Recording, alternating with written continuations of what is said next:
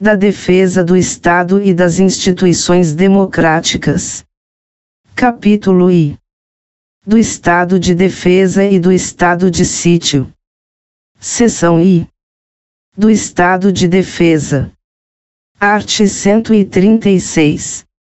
O Presidente da República pode, ouvidos o Conselho da República e o Conselho de Defesa Nacional, decretar estado de defesa para preservar ou prontamente restabelecer, em locais restritos e determinados, a ordem pública ou a paz social ameaçadas por grave e iminente instabilidade institucional ou atingidas por calamidades de grandes proporções na natureza.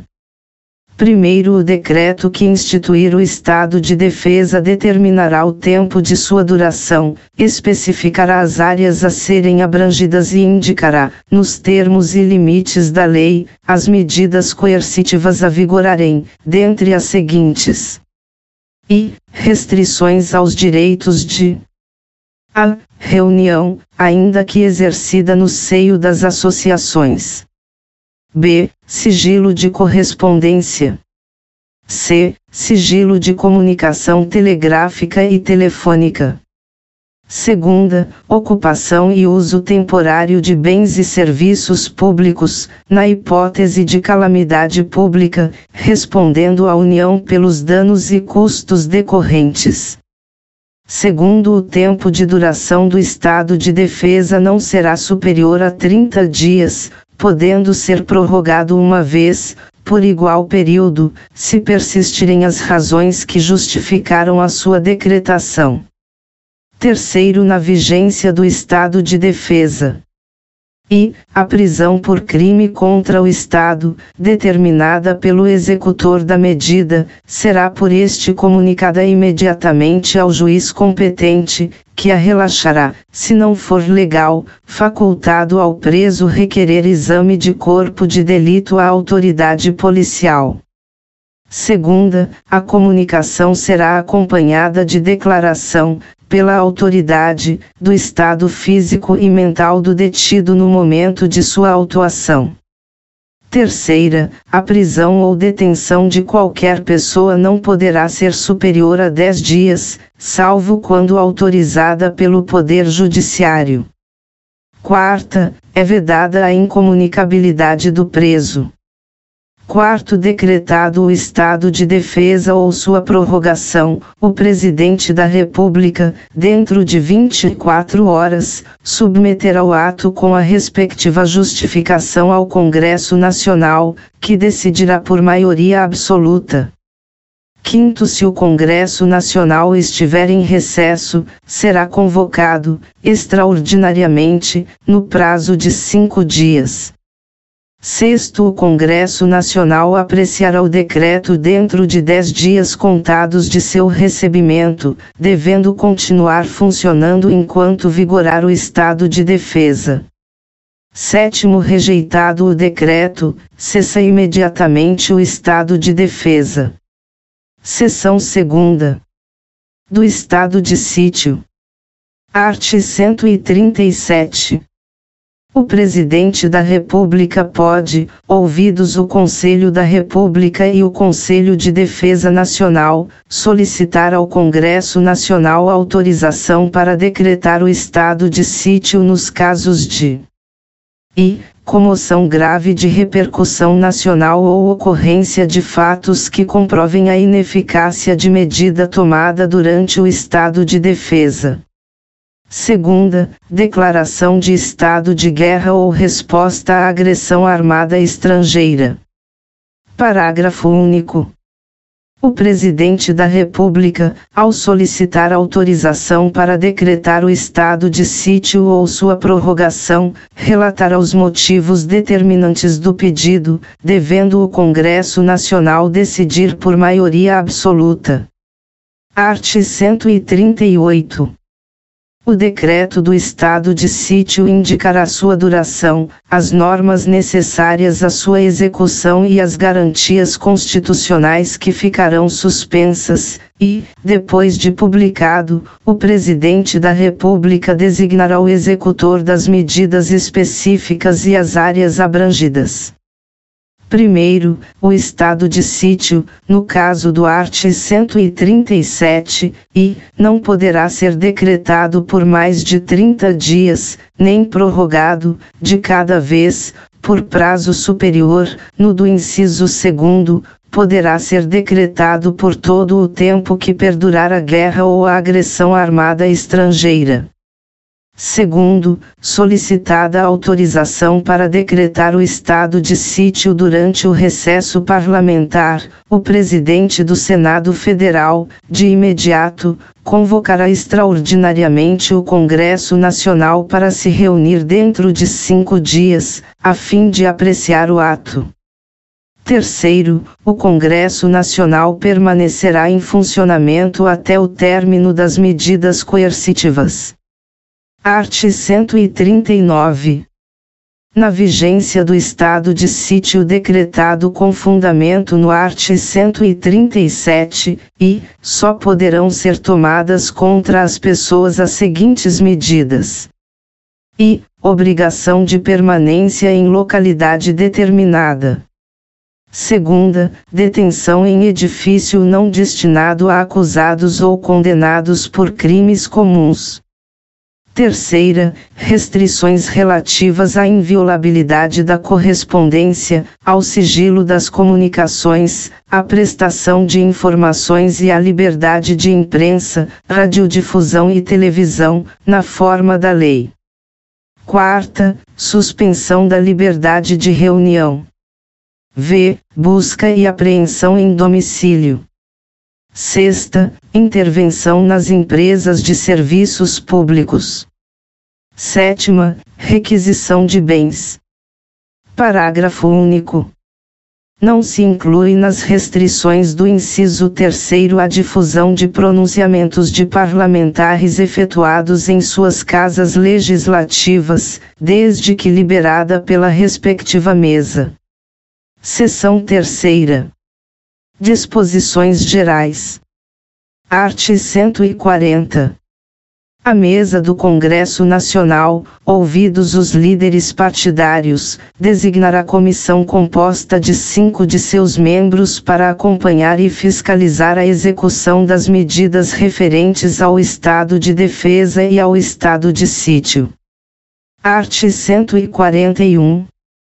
Cessado o estado de defesa ou o estado de sítio, cessarão também seus efeitos, sem prejuízo da responsabilidade pelos ilícitos cometidos por seus executores ou agentes. Parágrafo único. Logo que cesse o estado de defesa ou o estado de sítio, as medidas aplicadas em sua vigência serão relatadas pelo Presidente da República, em mensagem ao Congresso Nacional, com especificação e justificação das providências adotadas, com relação nominal dos atingidos e indicação das restrições aplicadas. Capítulo 2. Das Forças Armadas. Art. 142. As Forças Armadas, constituídas pela Marinha, pelo Exército e pela Aeronáutica, são instituições nacionais permanentes e regulares, organizadas com base na hierarquia e na disciplina, sob a autoridade suprema do Presidente da República, e destinam-se à defesa da pátria, à garantia dos poderes constitucionais e, por iniciativa de qualquer destes, da lei e da ordem. Primeiro, lei complementar estabelecerá as normas gerais a serem adotadas na organização, no preparo e no emprego das Forças Armadas. Segundo, não caberá habeas corpus em relação a punições disciplinares militares. Terceiro, os membros das Forças Armadas são denominados militares, aplicando-se-lhes, além das que vierem a ser fixadas em lei, as seguintes disposições, incluído pela Emenda Constitucional número 18, de 1998. E, as patentes, com prerrogativas, direitos e deveres a elas inerentes, são conferidas pelo Presidente da República e asseguradas em plenitude aos oficiais da ativa, da reserva ou reformados, sendo-lhes privativos os títulos e postos militares e, juntamente com os demais membros, o uso dos uniformes das Forças Armadas, incluído pela Emenda Constitucional número 18, de 1998. Segunda, o militar em atividade que tomar posse em cargo ou emprego público civil permanente, ressalvada a hipótese prevista no art. 37, inciso 16, a linha C, será transferido para a reserva, nos termos da lei, redação dada pela Emenda Constitucional número 77, de 2014.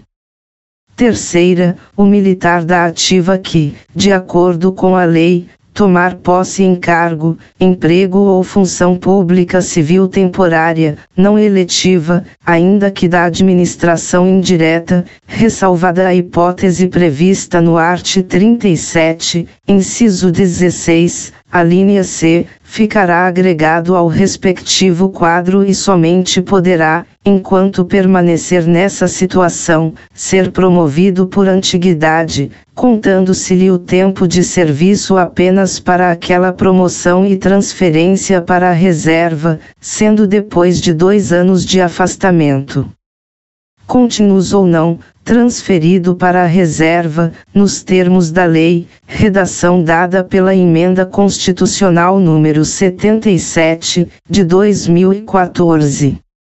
Quarta, ao militar são proibidas a sindicalização e a greve, incluído pela Emenda Constitucional número 18, de 1998.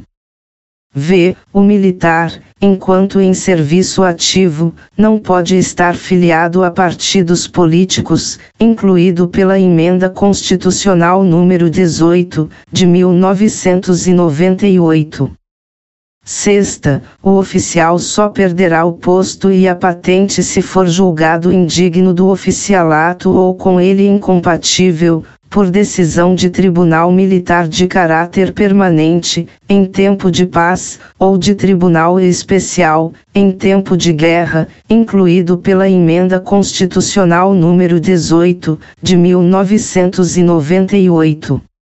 Sétima, o oficial condenado na justiça comum ou militar a pena privativa de liberdade superior a 2 anos, por sentença transitada em julgado, será submetido ao julgamento previsto no inciso anterior, incluído pela Emenda Constitucional número 18, de 1998. Oitava, aplicar-se aos militares o disposto no art. 7º, incisos 8º, 12, 17, 18, 19 e xxv, e no art. 37, incisos 11, 13, 14 e 15, bem como, na forma da lei e com prevalência da atividade militar, no art. 37, inciso 16, a linha C, redação dada pela Emenda Constitucional número 77, de 2014. Nona, revogado pela Emenda Constitucional número 41, de 19 de dezembro de 2003.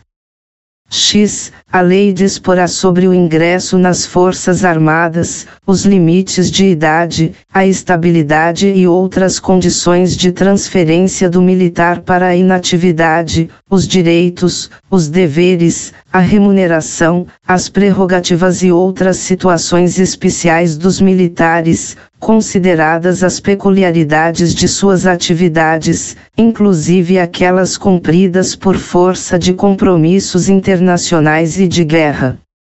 incluído pela Emenda Constitucional número 18, de 1998. Art. 143. O serviço militar é obrigatório nos termos da lei. Primeiro, às Forças Armadas compete, na forma da lei, atribuir serviço alternativo aos que, em tempo de paz, após alistados, alegarem imperativo de consciência, entendendo-se como tal o decorrente de crença religiosa e de convicção filosófica ou política, para se eximirem de atividades de caráter essencialmente militar. Regulamento. Segundo, as mulheres e os eclesiásticos ficam isentos do serviço militar obrigatório em tempo de paz, sujeitos, porém, a outros encargos que a lei lhes atribuir. Regulamento. Capítulo 3. Da Segurança Pública. Art. 144.